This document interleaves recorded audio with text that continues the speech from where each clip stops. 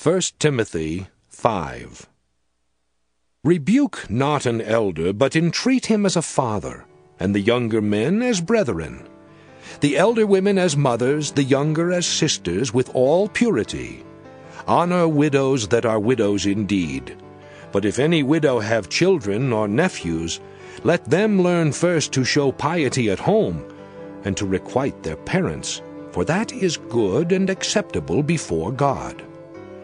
Now she that is a widow indeed and desolate trusteth in God, and continueth in supplications and prayers night and day. But she that liveth in pleasure is dead while she liveth. And these things give in charge, that they may be blameless. But if any provide not for his own, and specially for those of his own house, he hath denied the faith, and is worse than an infidel.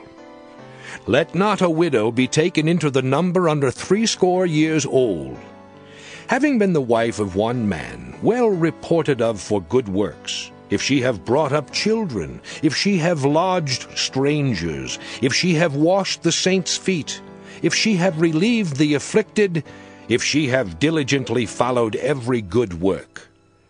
But the younger widows refuse.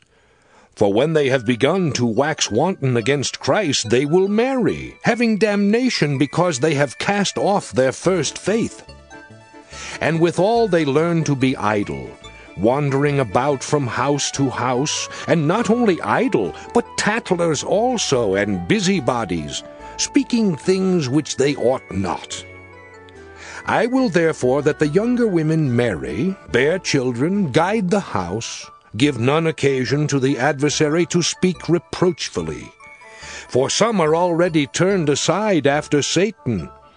If any man or woman that believeth have widows, let them relieve them, and let not the church be charged, that it may relieve them that are widows indeed.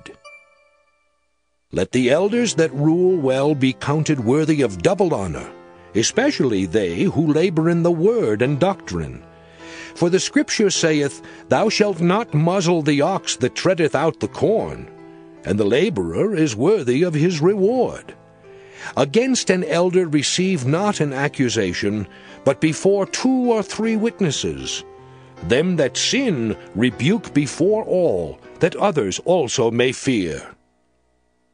I charge thee before God and the Lord Jesus Christ and the elect angels, that thou observe these things without preferring one before another, doing nothing by partiality. Lay hands suddenly on no man, neither be partaker of other men's sins. Keep thyself pure. Drink no longer water, but use a little wine for thy stomach's sake and thine often infirmities. Some men's sins are open beforehand, going before to judgment, and some men they follow after. Likewise also the good works of some are manifest beforehand, and they that are otherwise cannot be hid.